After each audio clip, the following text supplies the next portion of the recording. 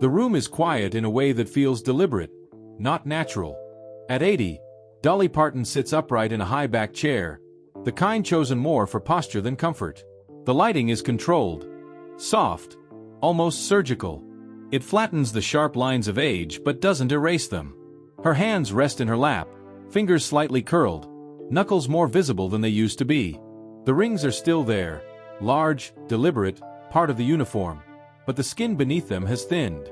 There's a microphone clipped just below her collarbone, catching every breath before she speaks. She hasn't started talking yet. There's a pause that stretches longer than necessary. The crew doesn't interrupt. They know better. Dolly Parton has spent decades controlling timing. Pauses, smiles, punchlines, confessions. This silence is part of it. Or maybe it isn't. Maybe it's the one thing left that isn't scripted. When she finally inhales, it's audible. Not dramatic. Just real.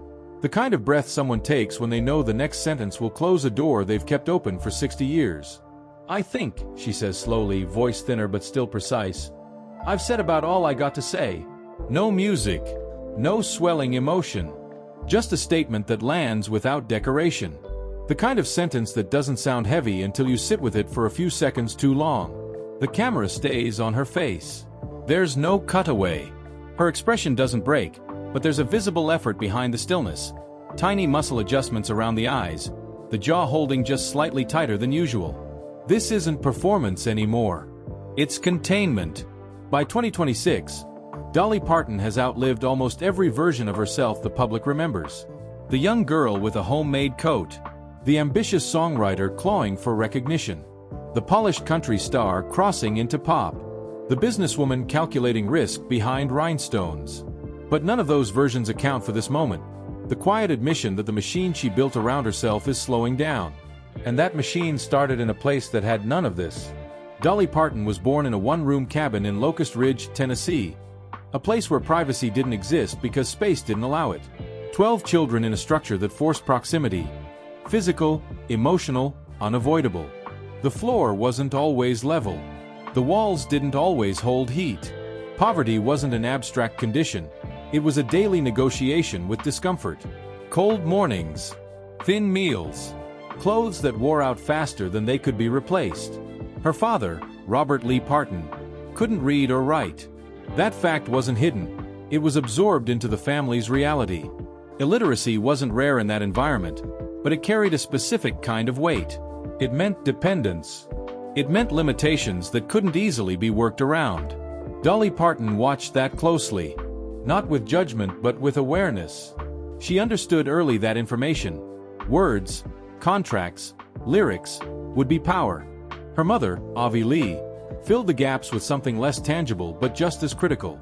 Songs, stories, memory, oral tradition as survival. When you can't write things down, you pass them through repetition. Dolly Parton absorbed that rhythm before she understood its function. Music wasn't entertainment in that house. It was structure. It was how people processed grief, boredom, exhaustion. There wasn't space for individuality in the physical sense, but Dolly Parton carved it out in behavior. Loud clothing, big expressions, a tendency to perform even when no one asked. Attention wasn't guaranteed in a household that crowded, so she learned to command it. Not aggressively, but persistently. A joke here, a song there, a presence that couldn't be ignored for long. By the time Dolly Parton was a child, she already understood something critical. If she stayed where she was, her life would be defined by repetition. Same house, same patterns, same limitations. There was no romanticism attached to that realization. It wasn't about dreams yet. It was about escape. Her first performances weren't on stages built for her. They were local radio shows, small gatherings, church events, spaces where the audience was close enough to see imperfections. And there were plenty. Her voice wasn't fully controlled yet. Her timing slipped. Her confidence occasionally cracked under pressure. But there was something else, something harder to quantify, that made people keep watching. Dolly Parton wasn't polished. She was insistent. At 13, she appeared on the Grand Ole Opry. The scale difference was immediate. This wasn't a local audience tolerating a talented kid. This was a system with expectations, standards, a hierarchy that didn't make room easily. When she stepped onto that stage, she wasn't welcomed as an equal. She was evaluated, and she passed. Not perfectly, not effortlessly, but enough to be remembered, enough to be invited back, enough to suggest that she wasn't a novelty. After graduating high school, Dolly Parton didn't hesitate. She moved to Nashville the next day. No transition period, no fallback plan. The decision wasn't framed as brave, it was necessary. Staying would have been a slow erosion. Leaving was immediate risk, but at least it was movement. Nashville didn't receive her with open arms. The early years were transactional, writing songs for other artists. Small payments, little recognition. Dolly Parton wasn't the face of the music yet. She was the labor behind it. And that distinction mattered. Songwriting meant income, but it didn't guarantee visibility. It kept her in the system without elevating her within it. There were rejections, quiet ones, meetings that didn't lead anywhere, promises that dissolved. The industry wasn't hostile. It was indifferent. And indifference is harder to fight because it doesn't give you anything solid to push against. Dolly Parton adapted. She leaned into what she could control. Output, volume, consistency. She wrote relentlessly. Not every song was good. Many weren't. But she didn't wait for perfection. She produced. Her partnership with Wagoner changed the trajectory. It wasn't a clean opportunity. It came with constraints. Being featured on his show meant exposure, but it also meant alignment with his brand. Dolly Parton wasn't fully independent in that space. She was positioned, and she understood the trade-off. On the Wagoner show, Dolly Parton became visible to a national audience.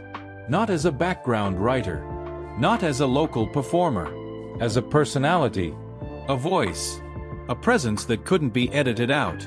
Her appearance, deliberately exaggerated, hyper-feminine, almost confrontational in its boldness, wasn't accidental. It was strategy. If people were going to look, she would control what they saw. But visibility came with tension. Wagoner saw her as part of his structure. Dolly Parton saw it as temporary, a stepping stone. That difference in perspective created friction that wasn't always public but was always present. She was learning, growing, outpacing the role she had been given. Behind the scenes, she kept writing. Songs that weren't tied to Wagoner. Songs that reflected her own narrative. One of them, Jolene, cut through the noise. It wasn't complex in structure, but it was precise in emotion. Vulnerability without collapse. A woman confronting the possibility of loss without dramatizing it beyond recognition. Then came, I Will Always Love You. It wasn't written as a universal anthem. It was personal. A direct message to Wagoner as Dolly Parton prepared to leave his show. Gratitude and separation in the same breath. The kind of song that doesn't beg for understanding. It states a boundary. When Dolly Parton performed it for Wagoner, the reaction wasn't immediate acceptance. It was resistance. The kind that comes from realizing something is ending whether you agree with it or not. She left anyway. That decision marked the end of one phase and the beginning of another. Independence wasn't guaranteed success. It was exposure to failure without a buffer. But Dolly Parton moved forward with a clarity that had been building since childhood. She wasn't trying to fit into the system anymore. She was shaping her place within it. By the mid-1970s, the shift was undeniable. Dolly Parton wasn't just present in country music. She was defining parts of it. Her voice, her songwriting, her image, all aligned into something cohesive and recognizable. She crossed into pop without abandoning her roots, a move that could have diluted her identity but instead expanded it. Here You Come Again wasn't just a hit. It was proof that she could operate outside the constraints that had initially defined her career. The audience grew. The expectations grew with it. But success didn't simplify anything. The more visible Dolly Parton became, the more deliberate she had to be. Every decision carried weight. Every misstep would be amplified. The persona, bright, exaggerated, approachable, was maintained with precision. It wasn't fake, but it wasn't effortless either. By the time she reached her first major peak, Dolly Parton had already lived multiple versions of struggle. Poverty, obscurity, controlled exposure, strategic independence. Each phase left its mark, not as a narrative arc, but as accumulated pressure. And at the height of that success, with the charts reflecting her rise and the industry acknowledging her position, there was already a quieter question forming beneath it all. How long could it last without breaking something underneath? Success didn't stabilize Dolly Parton's life. It accelerated it. By the late 1970s, Dolly Parton had reached a point where the industry stopped questioning whether she belonged and started asking how far she could stretch without snapping. That shift sounds like validation, but it isn't. It's pressure rebranded as opportunity. The first cracks didn't come from failure. They came from expansion. Crossing from country into pop wasn't a smooth evolution. It was a calculated risk that threatened to alienate the audience that built her. Nashville had rules, even when it pretended not to. Artists who moved too far, too fast, were often pushed out quietly. Dolly Parton knew that. She did it anyway. Here You Come Again worked. It charted. It sold. It proved she could operate in a wider market. But success in a new lane doesn't erase skepticism in the old one. There were industry voices, producers, executives, radio programmers, who saw her shift as dilution. Too polished, too commercial, not country enough. At the same time, the pop world didn't fully claim her either. She was still categorized, still country crossover, not fully integrated. That in-between space is unstable. It demands constant output to justify itself. So Dolly Parton increased output. Albums came faster. Tours extended longer. Appearances multiplied. The schedule wasn't sustainable, but it was maintained. Physically, it meant exhaustion disguised as energy. Late nights followed by early mornings. Vocal strain managed with discipline, not rest. The body became a tool that needed constant calibration. And then there were the projects that didn't land the way they were supposed to. Not every album hit. Some underperformed quietly. No public collapse, just lower numbers, less attention. In an industry that measures relevance in chart positions, that kind of drop isn't dramatic, but it's cumulative. It chips away. Film was another gamble.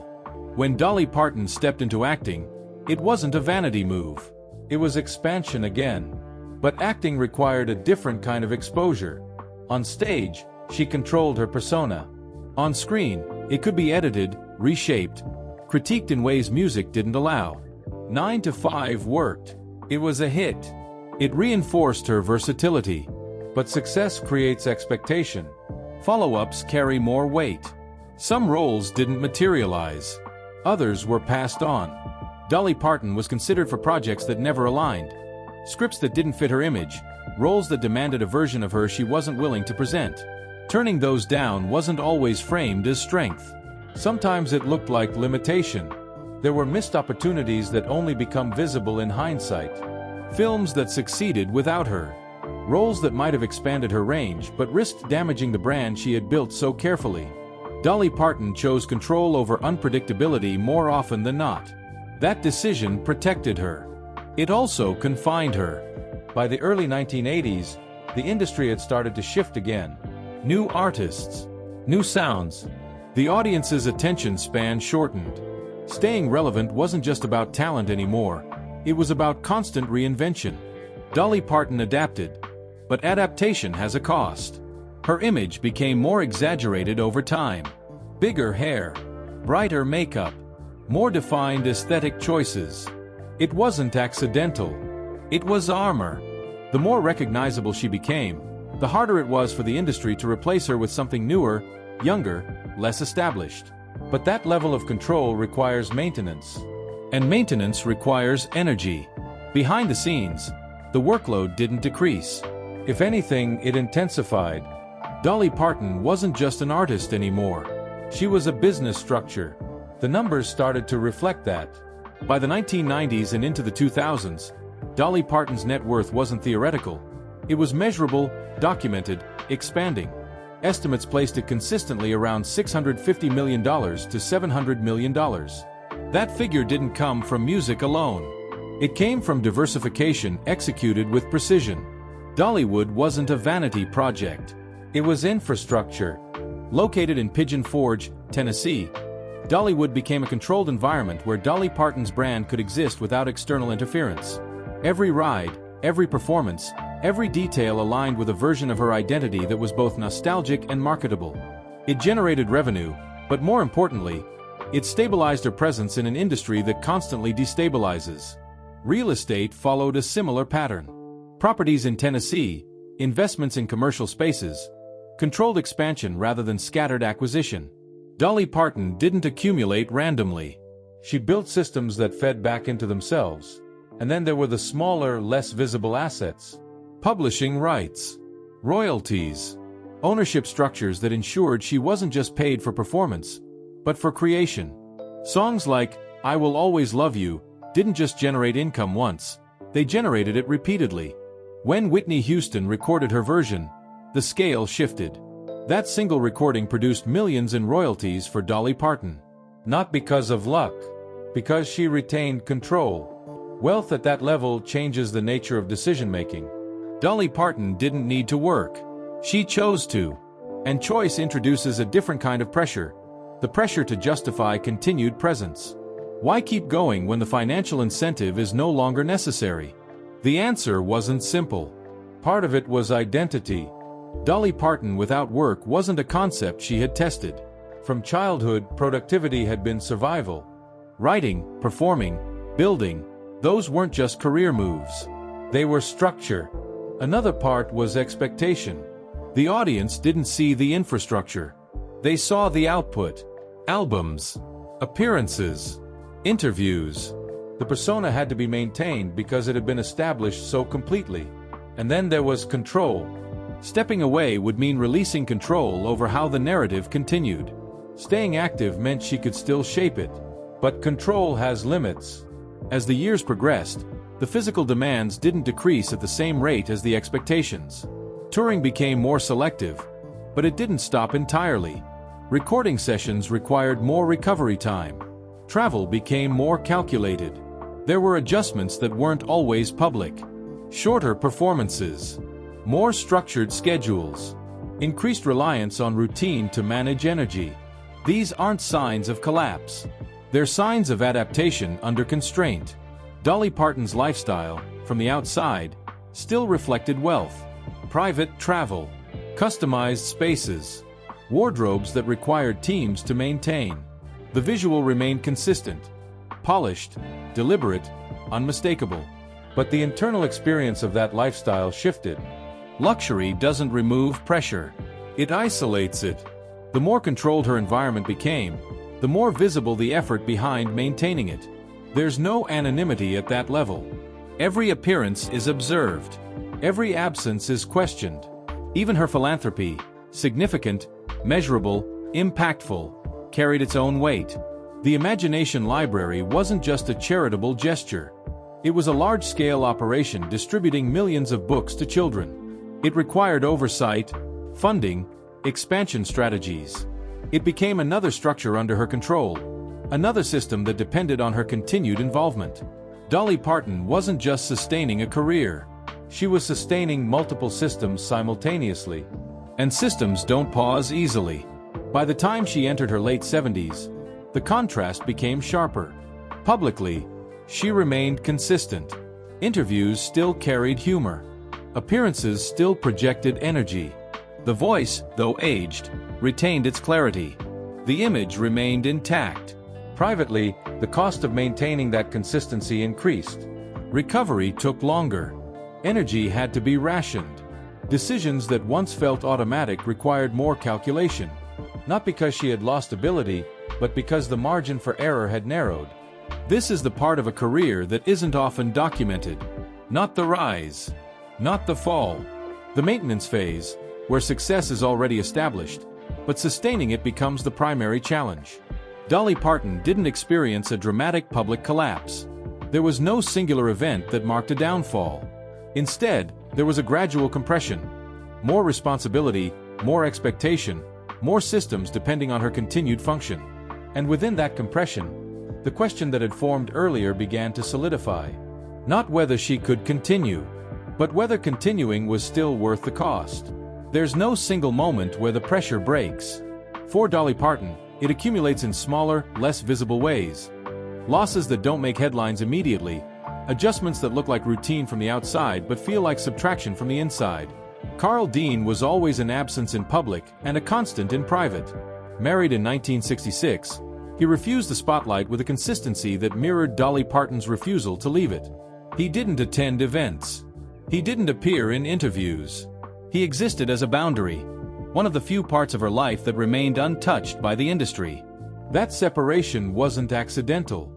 It was maintenance, a way to keep something unprocessed by the public. Over time, that kind of separation becomes fragile. As the decades moved forward, Carl Dean aged out of the background into a different kind of presence. Quieter, more dependent, more affected by time than she allowed herself to be. There were no official statements detailing decline, no public timeline of illness, but the pattern is predictable. Long-term partnerships don't dissolve cleanly. They erode through physical limitation, reduced mobility, smaller routines. Dolly Parton didn't speak about it in specifics. She kept the boundary intact. But the absence of detail doesn't mean the absence of impact. Caring for someone privately while maintaining a public persona at her level isn't balanced. It's layered. It adds weight without removing any of the existing structure. Then there were the losses that couldn't be contained as easily. Family members aging, siblings passing, the slow contraction of the group she grew up in. 12 children in a one-room cabin eventually becomes fewer voices, fewer shared memories, fewer people who remember the same origin point without explanation. That kind of loss isn't sudden. It's repetitive. Each instant small enough to process, but together forming a pattern that changes how a person measures time. Dolly Parton's career didn't pause for any of it. Appearances continued. Projects moved forward. The public version of her remained stable. But stability at that scale isn't natural. It's maintained through compartmentalization, keeping personal deterioration separate from professional output. That separation has limits. By her late 70s, the question of continuation stopped being theoretical. It became operational. Dolly Parton had already reduced touring. That decision was framed publicly as preference, wanting to stay closer to home, to focus on other projects. That explanation wasn't inaccurate, but it wasn't complete. Touring at 70 is different from touring at 40. The body recovers differently. The margin for fatigue shrinks. Travel becomes less neutral and more invasive. Recording slowed as well. Not stopped, but spaced. Each project required more intention, more recovery, more negotiation with physical capacity. The industry didn't demand she stop. If anything, it encouraged continuation. Legacy artists generate consistent revenue. Nostalgia is profitable. There's always another anniversary, another tribute, another collaboration. So when the idea of stepping away started to surface, it wasn't driven by external pressure. It came from inside the system she had built. The goodbye wasn't announced as a retirement tour. There was no single press conference declaring an end. That would have been too clean, too controlled. Dolly Parton's withdrawal began in fragments, declined appearances, fewer commitments, a noticeable tightening of her schedule. People noticed, but they didn't immediately interpret it as final. Because Dolly Parton had always been present. The shift became clearer when she started speaking about time differently. Not in abstract terms, but in allocation. What she chose to do versus what she chose to stop doing. The distinction sharpened. Then came the recorded message. It wasn't released as a dramatic farewell. It surfaced through controlled channels. An interview segment, a pre-recorded statement that felt less like promotion and more like documentation. The setting was similar to the one in that quiet room. Minimal. Focused. No excess. She didn't frame it as a goodbye at first. "I've worked my whole life," Dolly Parton said, voice steady but slower than it used to be. "And I loved it. Every bit of it. But work ain't the same thing as living." The sentence sits differently coming from someone who built their identity on output. She didn't list achievements. She didn't revisit milestones. There was no recap. Instead, she focused on subtraction. "I don't want to spend what time I got left always getting ready for something," she continued. "Always leaving, always coming back tired. That's the part that reframes everything. For decades, movement defined her. Touring, recording, building. Now movement was the problem. Not symbolically, physically. There was no dramatic revelation about illness. No confirmed diagnosis that explained the shift in a way the public could easily categorize. And that absence created speculation. But the reality was less cinematic and more consistent with age. 80 years in a body that had been pushed, maintained, presented, controlled. The cumulative effect doesn't announce itself with a single event. It shows up in endurance, in recovery time, in the difference between what can be done and what can be sustained. Dolly Parton's decision wasn't about inability. It was about limit. And that distinction is harder to accept publicly. She addressed it directly. "I can still sing," she said. "I can still do a lot of things. But I can't do everything I used to do the way I used to do it. And I don't want people to remember me trying to keep up with something I already did." There's no sentimentality in that statement. It's practical, controlled, a decision based on preservation rather than decline. The heartbreaking part isn't in the words themselves. It's in what they replace. For an audience that watched her operate without visible limitation for decades, the acknowledgement of limits feels like loss. Not because she's gone, but because the version of her they're used to is no longer sustainable. In 2026, Dolly Parton's daily life doesn't resemble the structure it once did. Mornings are slower. Not dramatically, but noticeably. Less urgency. More routine. Time spent in controlled environments. Her home, her immediate surroundings. Travel reduced to necessity rather than default.